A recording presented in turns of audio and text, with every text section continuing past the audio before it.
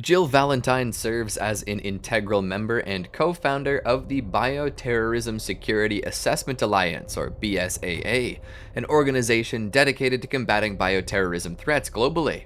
Her role as an American Special Operations Agent, SOA, within the BSAA highlights her significant contributions to the field.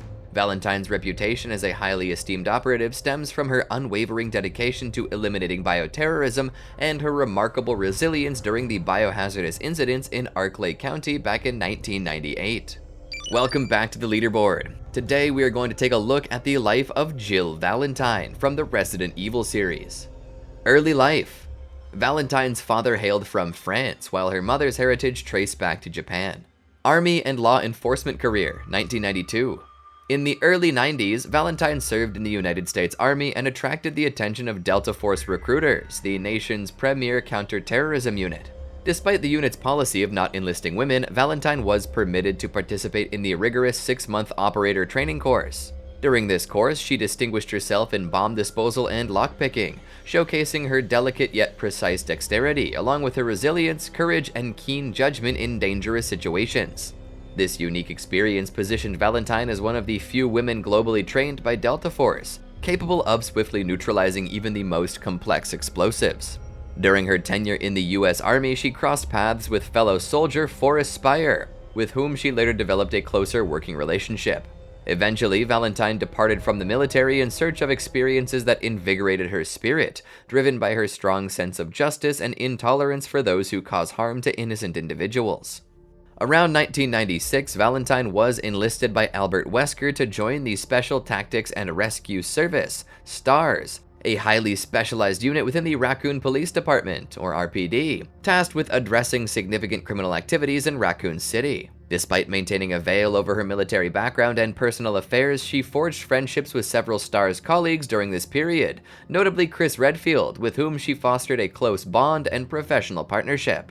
She frequently requested marksmanship training under his guidance. By July of 1998, Valentine achieved the distinction of being the sole female member of Captain Wesker's Alpha Team, assuming the role of the team's B&E, or breaking and entering specialist. She was positioned at the rear during STARS helicopter maneuvers alongside pilot Brad Vickers.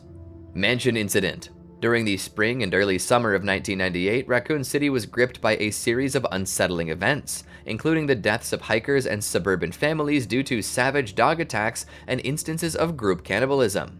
With the Raccoon Police Department unable to make headway, STARS received orders to venture into the Arklay Mountains in pursuit of a suspected hideout. Bravo team embarked on the night of July 23rd, only to lose communication thereafter. The subsequent day, Alpha Team was dispatched to uncover the fate of Bravo Team and continue the investigation. Upon discovering the abandoned helicopter and the deceased RPD pilot Kevin Dooley, Alpha Team encountered a pack of dogs, resulting in the death of Joseph Brost. In a bid for safety, Valentine, alongside Wesker, Chris Redfield, and Barry Burton, sought refuge in a nearby mansion, while Vickers, overcome with shock, fled to the helicopter and deserted the team. Within the mansion's confines, the 4-member team dispersed to investigate. Throughout the night, they individually concluded that the mansion served as a facade for a bioweapons research facility operated by Umbrella USA, STARS' primary benefactor. Valentine grew suspicious of Burton, suspecting him of betraying the team due to a series of questionable actions. However, she later uncovered that Wesker had coerced Burton by threatening his family. Unbeknownst to the team, Wesker was carrying out Umbrella's orders to retrieve bioweapons research, obliterate the laboratory, and eliminate the STARS members to prevent any witnesses. The vicious dog attacks and cannibalistic murders were attributed to the T-virus, a bioweapon that had escalated into the surrounding area. Wesker simulated his demise while activating a rogue bioweapon dubbed Tyrant. Valentine, Redfield, Burton, and Rebecca Chambers from Bravo Team managed to flee the laboratory before its destruction, boarding Vickers' helicopter. Raccoon's destruction, 1998. Upon their return to Raccoon City, STARS' plea for a comprehensive investigation into Umbrella's activities met with refusal from their superior, the Chief of Police, Brian Irons. Irons obstructed their efforts by withholding and burying reports, while Umbrella's surveillance further restricted their actions. Devoid of support from the American government, Redfield, Burton, and Valentine opted to venture to Europe independently to probe into Umbrella's affairs. Redfield departed for Europe solo in late August, while Burton relocated his family to Canada.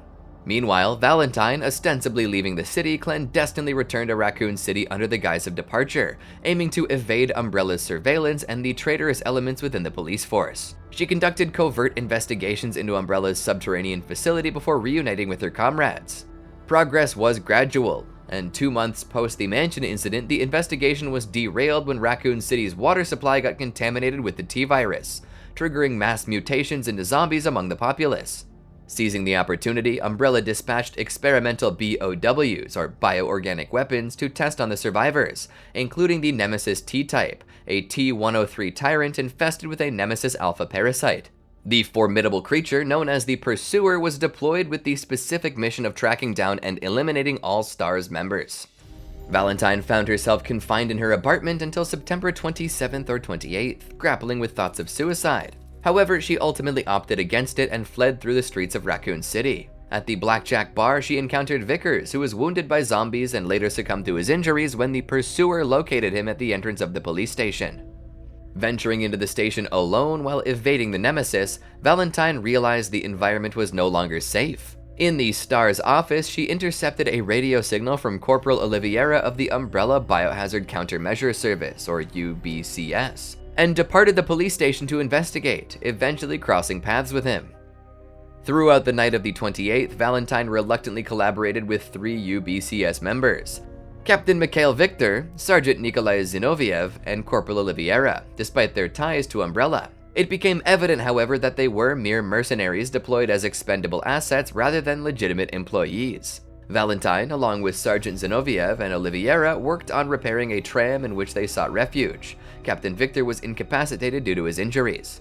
Accounts vary regarding the subsequent events, with one version suggesting that Zinoviev was presumed dead, and the remaining trio drove the team to St. Michael's Clock Tower, designated as an evacuation point by the UBCS before their insertion.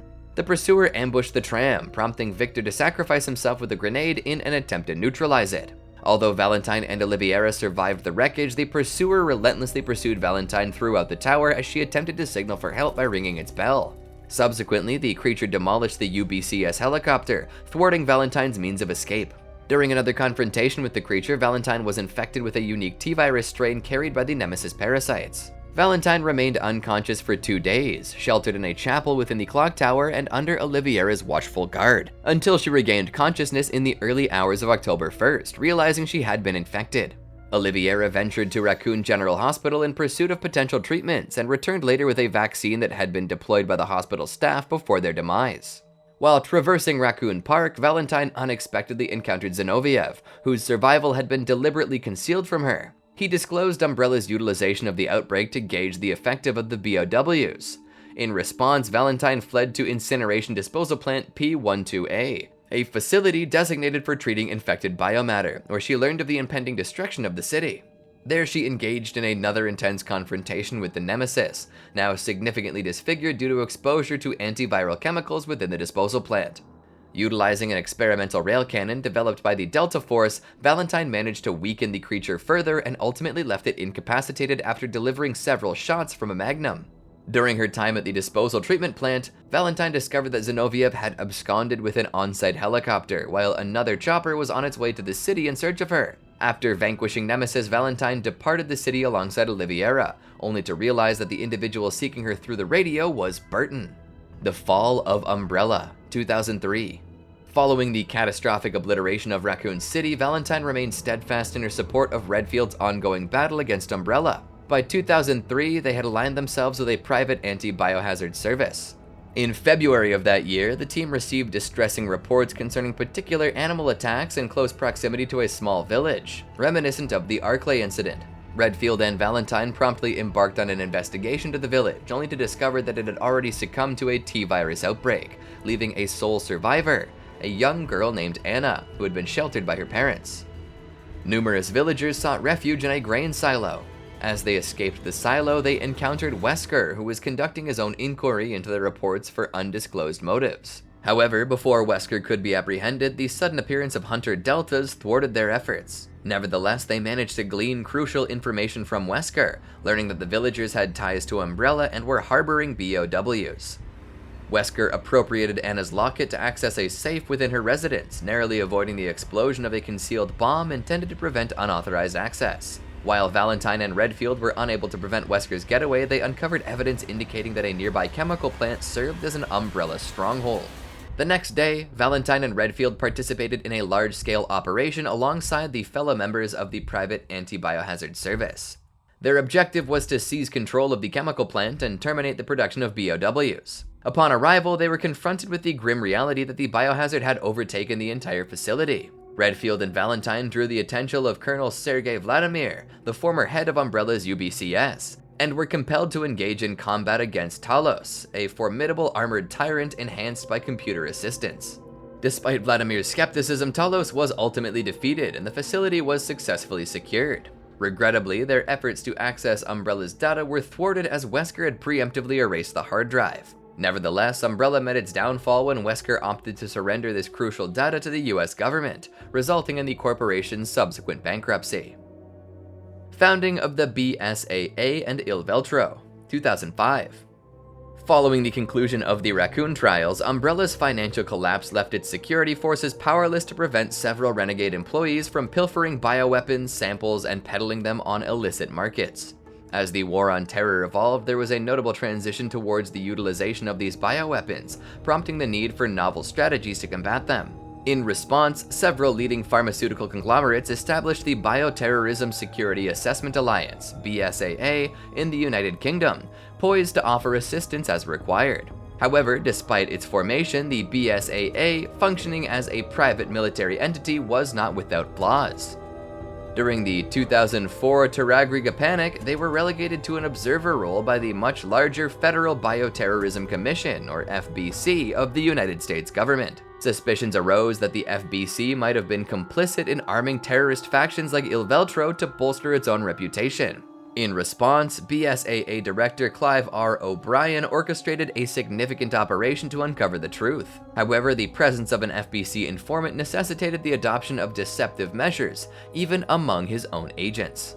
In the summer of 2005, Valentine and her partner, Parker Luciani, received an invitation to the Italian coast to witness the aftermath of the Tarragriga incident. There, they encountered washed-up globsters, some deceased and others still alive, along with the discovery of a vial containing the T. abyss virus. Subsequent investigations revealed that these remains and the vial originated from the Queen Dido, one of the 3 ships utilized by Il Veltro during their assault. However, the ship had sunk within the exclusion zone enforced by the Federal Bioterrorism Commission, rendering it inaccessible for exploration. O'Brien, their superior, deliberately misled them by providing false information, claiming that Redfield and Jessica Sherowat had been abducted by terrorists while exploring Finland and taken to the Mediterranean.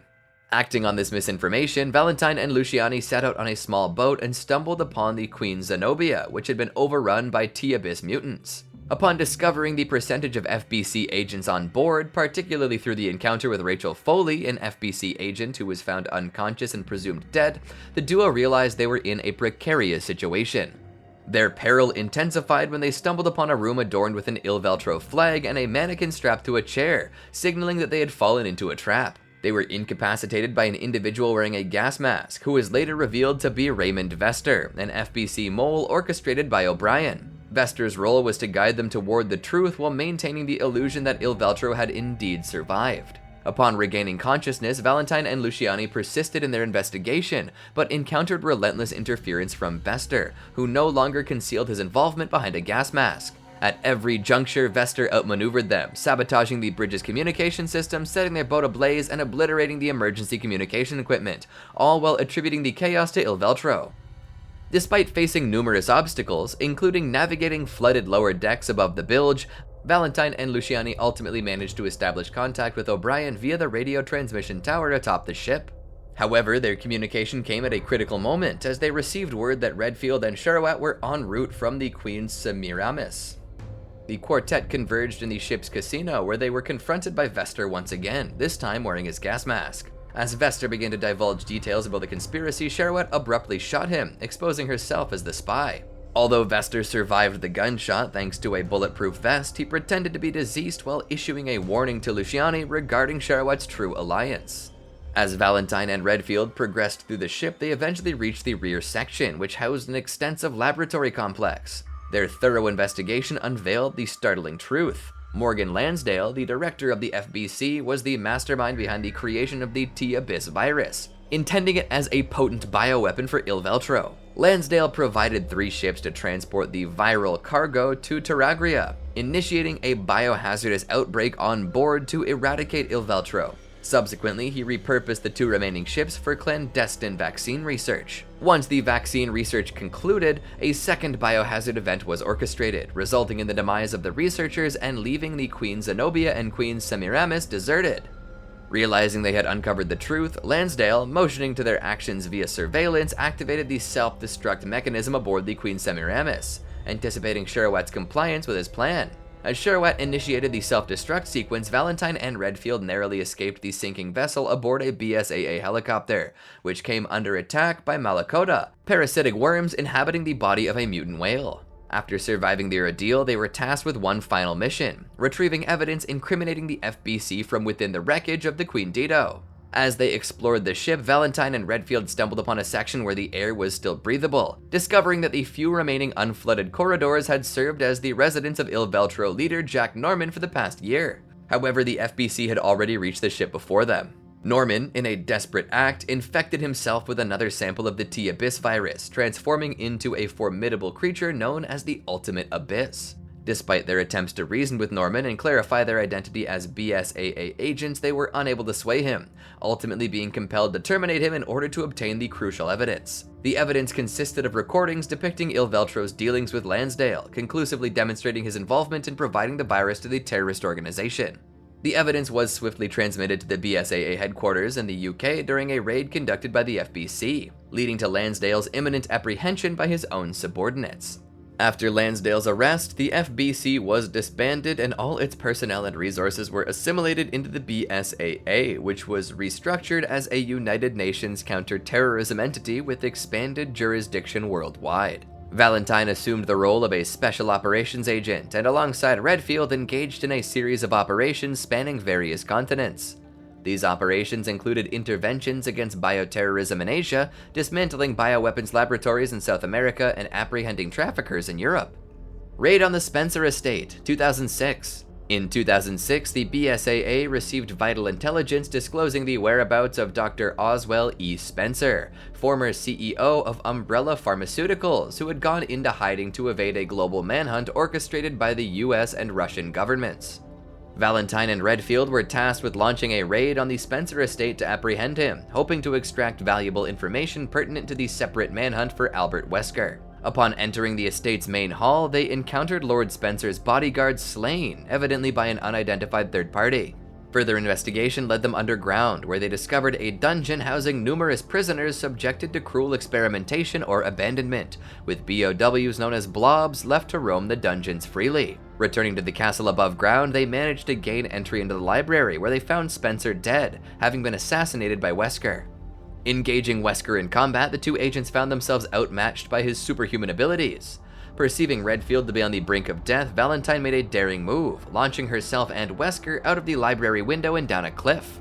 BSAA reinforcements thoroughly scoured the area but found no trace of Valentine or Wesker. On November 23, 2006, both were officially declared deceased in absentia. Valentine's name was inscribed on the BSAA's list of martyrs, commemorating fallen soldiers. Under Albert Wesker's control, 2006 to 2009. Despite sustaining severe injuries from the fall off the cliff, Valentine's life was preserved by Wesker, who kept her in a comatose state at Tricell Inc., a clandestine BOW research facility located near Kijuju, Africa. Influenced by his interactions with Spencer, Wesker embarked on the Ouroboros Project, a catastrophic endeavor aimed at introducing evolution among survivors through a strain of the progenitor virus known as Ouroboros.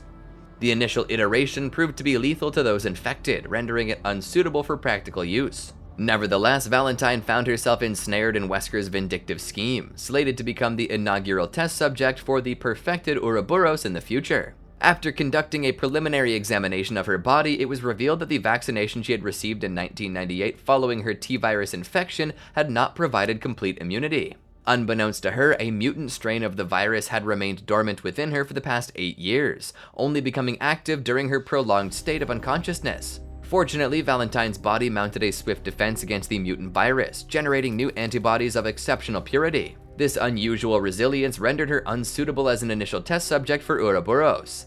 Instead, Wesker opted to preserve her for further study, theorizing that exposure to her antibodies could facilitate the development of a more tolerable strain of Ouroboros for human hosts. To harvest these antibodies, the T-virus was administered to Valentine while she remained in a medically induced stasis. As a result of her prolonged confinement, Valentine's hair gradually turned blonde and her skin became pallid. As the development of Ouroboros progressed, the need for constant surveillance of Valentine diminished, leading to her release from captivity. However, Wesker still saw value in her for further scientific experimentation and designated her as a test subject for the P30 project. This project served as a counterpart to Tricell's Plaga project and aimed to produce super soldiers with augmented strength and susceptibility to suggestion.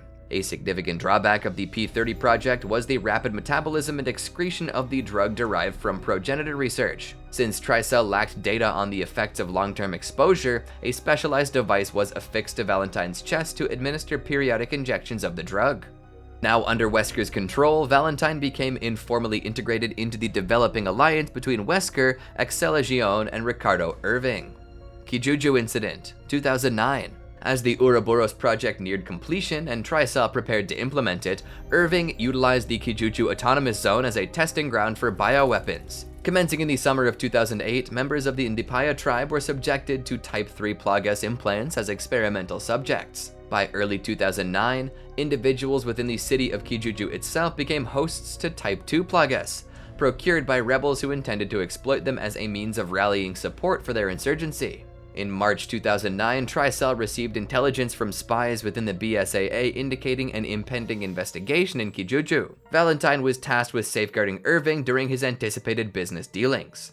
At a warehouse identified as a site Irving intended to utilize, Valentine deliberately left behind a Kijujan man who had been forcibly infected with Ouroboros. This mutated individual subsequently attacked the BSAA's Alpha team, resulting in a devastating massacre. Subsequently, Valentine and Irving fled to a nearby quarry to proceed with their plans. However, the anticipated deal failed to materialize, prompting Irving to unleash the BOW specimens to combat the BSAA forces. When a team led by Chris Redfield and Shiva Alamar cornered Irving, Valentine deployed a smoke bomb, allowing her to escape with him to Irving's oil field.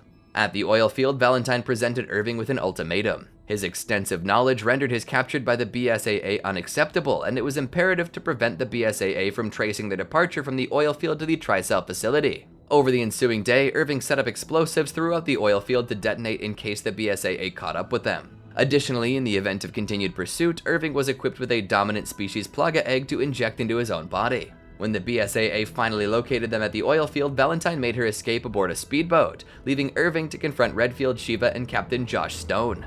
Upon arriving at a cave system, Valentine navigated through the ancient ruins of the Indipaya Kingdom toward Tricell's facility, rendezvousing with Wesker at the former palace of the Indipaya Kings. From there, they intended to proceed to the coast, where a Tricell tanker awaited to ferry them away. Meanwhile, Redfield and Alamar, who were in pursuit of Gion, also arrived at the palace. To stall for time and facilitate Gion's escape, Wesker and Valentine engaged in a fierce battle against the two BSAA agents within the palace. However, after 7 minutes, Wesker's time ran out, prompting him to rescue Gion, leaving Valentine behind to deal with the pursuers. Realizing that the device attached to her chest was influencing her actions, Redfield and Alamar subdued Valentine and removed it. Despite her weakened state from the earlier confrontation, Valentine insisted on remaining behind, urging the two to press on with their mission. After losing consciousness, she was discovered by Stone, who had ventured away from Redfield and Alamar to communicate with BSAA HQ. Upon his return with helicopter reinforcement, Valentine informed Stone about the imminent threat posed by the tanker and agreed to accompany him, recognizing that the helicopter represented their sole opportunity to intercept it. Navigating through the train yard adjacent to the dock, Valentine located a radio station and established contact with the tanker. During this exchange, she relayed critical information to Redfield, informing him of a vulnerability she had learned about Wesker during her captivity: his dependency on regular injections of PG67A/W, which could prove fatal if administered in excess. As Valentine and Stone encountered escalating opposition from Majini forces, their designated helicopter pilot, Doug, was compelled to land much closer to their position than originally planned. Despite managing to board the helicopter, their escape was hindered by rebel forces armed with rocket launchers, resulting in Doug's demise. Urged by Valentine, Stone assumed control of the helicopter and steered it away from the dock area in pursuit of the tanker. While flying over the sea, they observed a high-altitude stealth bomber departing from the tanker, only to lose control and crash into a nearby volcano. Responding to the unfolding chaos, Valentine assisted in rescuing Redfield and Alamar, who were engaged in combat with Wesker, now mutated due to Ouroboros infection. Equipped with RPG-7s, they successfully neutralized the bioweapons developer. Recovery and resumption, 2009 to 2015. Upon her return from Africa, Valentine underwent a series of examinations in a BSAA laboratory to assess the effects of her prolonged exposure to viruses and drug overdoses. The tests revealed that the T-virus had impacted the cell division in her body, leading to a suppression of physical degeneration but leaving her with lingering psychological effects. In correspondence with Burton, Valentine expressed her impatience with the testing process and eagerness to return to active duty following the completion of her rehabilitation. She also offered advice to Burton on reconciling with his older daughter Moira and expressed hopes for a celebratory reunion upon her return. Subsequently, Valentine and Redfield extended an invitation to Burton to join the BSAA, an offer he ultimately accepted. After a thorough period of monitoring and rehabilitation, Valentine resumed her duties within the organization. San Francisco serial murders and Alcatraz incident, 2015. 6 years after the Kijuju Autonomous Zone incident, Valentine completed her rehabilitation and resumed fieldwork. However, she continued to grapple with the psychological repercussions of the P30 drugs and harbored heavy guilt stemming from her time under Wesker's influence. Feeling the need to seek redemption for her past actions, she began exhibiting reckless behavior, much to Redfield's concern, who observed her noticeable change in demeanor. In San Francisco, a series of mysterious infections were reported, with victims succumbing to their injuries rather than reanimating after attacks. This piqued the interest of the BSAA, leading to a collaboration with the San Francisco Police Department for a joint investigation. Valentine and Redfield assumed leadership roles in the case. Despite Redfield's instructions to wait for backup, Valentine independently investigated a couple's residence where another incident occurred. Disregarding communication protocols, she encountered the mutilated body of a woman and was subsequently attacked by her zombified husband. Valentine successfully defended herself and neutralized the threat. Upon entering the scene, Redfield and the SAPD's SWAT team found Valentine in a distressed state. He admonished her for her impulsive actions, but she defended herself, citing the urgent need to act due to the diminishing chances of finding survivors with each passing moment. The duo departed from the crime scene, leaving it cleared and the bodies taken for further analysis. Valentine sought solace at the shooting range for training, where Redfield later joined her. He expressed his growing concerns and his desire to remove her from further involvement in the operation, but she adamantly refused. Valentine reflected on her past under Wesker's control, likening it to a living nightmare where she once wished death upon her friends. Redfield then recounted the story of Piers Nivens, whom he had intended to groom as his successor before Piers sacrificed himself to save Chris. Amidst the ongoing war on terror, Redfield cautioned Valentine against letting the numbness seep into her soul, fearing it could lead to her losing herself in the fight. However, Valentine remained focused on the current mission, emphasizing the importance of bringing those responsible for the innocent deaths to justice. She was determined not to let her personal struggles overshadow her commitment to combating bioterrorism. Before Redfield could delve deeper into the conversation, she resumed her activities, determined to stay resolute in her pursuit of justice. At the BSAA laboratory, Valentine and Redfield rendezvoused with Claire Redfield, who had been independently investigating a stranded orca carcass on the beach, and BSAA advisor Rebecca Chambers to share their findings. Claire reveals that the tagged orca had been traversing the waters of the Greater Farallones National Marine Sanctuary, in the same area where several other whales had recently vanished near Alcatraz Island. Furthermore, the orca is infected with the same strain of T-virus found in the human corpses, establishing a clear connection. Identifying their next lead, Valentine and the Redfields embark for the tourist site, while Chambers remains at the laboratory to develop vaccines against the new virus strain and serve as their intermediary. Upon reaching the tourist site, they unknowingly become targets of surveillance by the mastermind behind the San Francisco serial murders. As chaos ensues, with tourists turning into infected assailants, the trio endeavors to rescue the remaining uninfected visitors. Valentine in particular rushes to aid a prison guard who falls into a sewage tunnel amidst the turmoil. Despite their valiant efforts, they find themselves as the only survivors amidst the chaos. Valentine delves into the sewers only to be unexpectedly confronted by Leon Scott Kennedy, who is on a mission of his own in the same location. Upon recognizing each other, they face not only zombie tourists, but also hordes of amphibian lickers. Despite their attempts to remain concealed, they inadvertently attract the attention of the horde. In their bid to escape, Kennedy employs explosives to clear the path, allowing them to progress deeper into the tunnels, once utilized for transporting ammunition during Alcatraz's military era. As they exchange information about their respective missions, they realize a connection between their cases. Sensing a disturbance, Kennedy breaks through a wall, revealing a hidden passage leading to an armory where licker larvae are breeding. Their investigation uncovers blueprints for the mosquito drones responsible for infecting individuals in the prison and throughout the city. Prompted by the mastermind, they hurry to the prison cells where the Redfields are being held captive. Upon reaching the compound, Valentine and Kennedy reunite with the siblings, who are shown worsening symptoms of the virus. They also encounter another survivor, identified by Kennedy as Dr. Antonio Taylor, a robotics engineer involved in selling classified information to foreign entities, a revelation that shocks them all. The masterminds behind the chaos reveal themselves to be former mercenary Dylan Blake and Maria Gomez. Blake expresses his intent to mete out punishment to corporations, organizations, and agencies that have profited from bioterrorism without actively seeking solutions to end it. His plan involves releasing drones carrying doses of the T-virus worldwide, allowing him to control who gets infected and effectively resetting the world.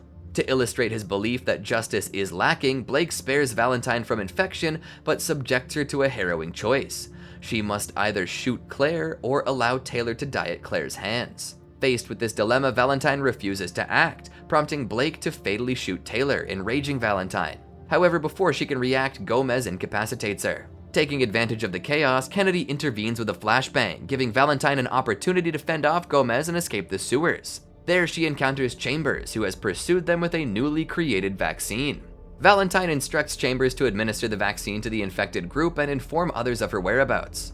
Meanwhile, Valentine resolves to confront Blake in a bid to thwart the release of the drones. Outside the armory, Valentine confronts Blake, who reveals his motives and expresses a desire for redemption before injecting himself with the T-virus. He undergoes a transformation, merging with a shark BOW known as Megalodon, emerging as a colossal monster. After Chambers successfully administers the cure to the infected group, they regroup with Valentine to confront the monstrous beast. Taking hold of an experimental next-generation plasma rifle, Valentine instructs Redfield and Kennedy to divert the creature's attention while she waits for the rifle to fully charge. When the opportunity arises, Valentine fires a bolt that separates the creature's lower half from its body, though it continues its rampage undeterred. With Redfield and Kennedy's assistance, Chambers gains control of the drones and redirects them toward Blake, significantly weakening him. Blake attempts to flee into the open waters, but Valentine keeps the creature occupied while Redfield and Kennedy prepare a rocket launcher. As they confront Blake, Valentine challenges him to face his guilt, enraging the creature further. Taking advantage of the distraction, Valentine dives into the waters, attaching a bag of grenades to the creature's mouth. However, she becomes entangled in the bag's straps momentarily. Redfield and Kennedy swiftly lower a gate, trapping the creature by the neck just as Valentine detonates the grenades, delivering a fatal blow to Blake. With the threat neutralized, the group celebrates their victory, knowing that they've prevented another outbreak. As they reflect on their mission outside the island, reinforcements arrive to evacuate the survivors. Redfield expresses her relief that Valentine has returned to her former self, a sentiment Valentine shares. And that, my friends, is the life of Jill Valentine. What did you think? Did you remember all that happening? Remember when she turned blonde? What is your favorite Jill Valentine moment? Did we miss anything in particular that we should have put in? Make sure you let us know in the comments, and subscribe to the leaderboard for more like this. Thanks for watching, and we'll see you next time.